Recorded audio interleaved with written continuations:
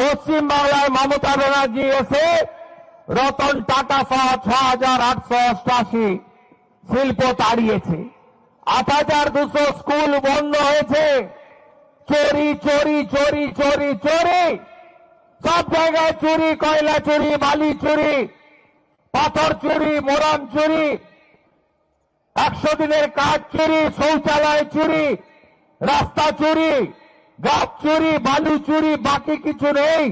কিছুদিন আগে বারাসাতে মারা গেছিল একজন, তার পোস্টমর্টমে চোখও চুরি করে নিয়েছে এরা পোস্টমর্টম ঘর থেকে। আর কয়েকদিন আগে কলকাতাতে আন্তর্জাতিক প্লেয়ার নক্ষত্র মেসিকে নিয়ে কি হলো আপনারা দেখলেন। এটাও কয়েকশো কোটি টাকার চুরি।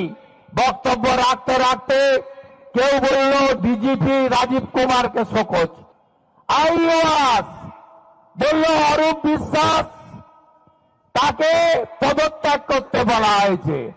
আরে পদত্যাগে কিছু হবে না মুখ্যমন্ত্রী, আমরা গ্রেফতার চাই অরূপ বিশ্বাস এবং সুজিত বসুর।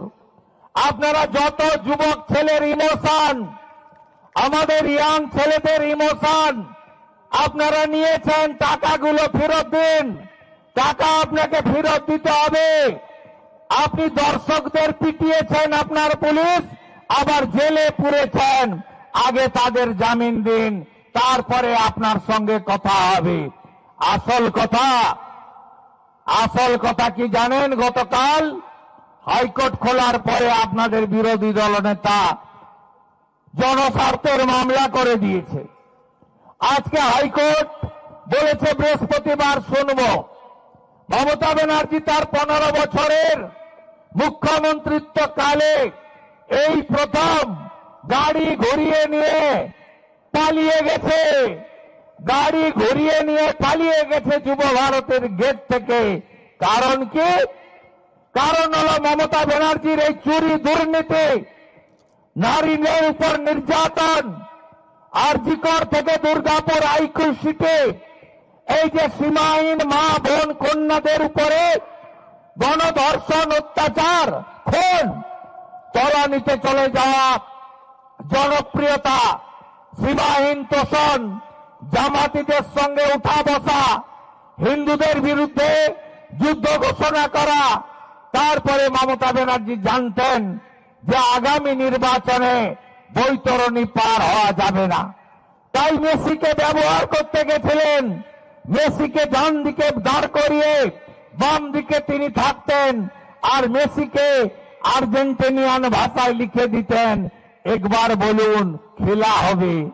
তা মেসি বলতো খেলা হবে, আর মুখ্যমন্ত্রী ধিন ধিন করে নাচত 26-এও খেলা হবে। উল্টো খেলা হয়ে গেছে। এ কারোর মার নয়, স্বয়ং ভগবানের মার, স্বয়ং বিষ্ণুর মার, স্বয়ং নারায়ণের মার, ভগবান রামচন্দ্রের মার, ভগবান শিবের মার, মাতা দুর্গার মার, এ মাতা কালীর মার। কেন? মমতা ব্যানার্জি যখন মহাকুম্ভে আমরা ডুবকি লাগিয়েছি, তখন মমতা पूरा देश हिंदू समाज सड़क में 22 जनवरी ममता बनर्जी कलकत्ता में जुलूस निकला था। उन्होंने राम मंदिर के खिलाफ नारा दी। सबको मालूम है ममता बनर्जी राम मंदिर का खिलाफ है, और कुछ दिन पहले उन्होंने हिंदू धर्म को गंदा धर्म बताया। इसलिए भगवान का मार, बाबा महादेव का मार বলার সুযোগ পায়নি।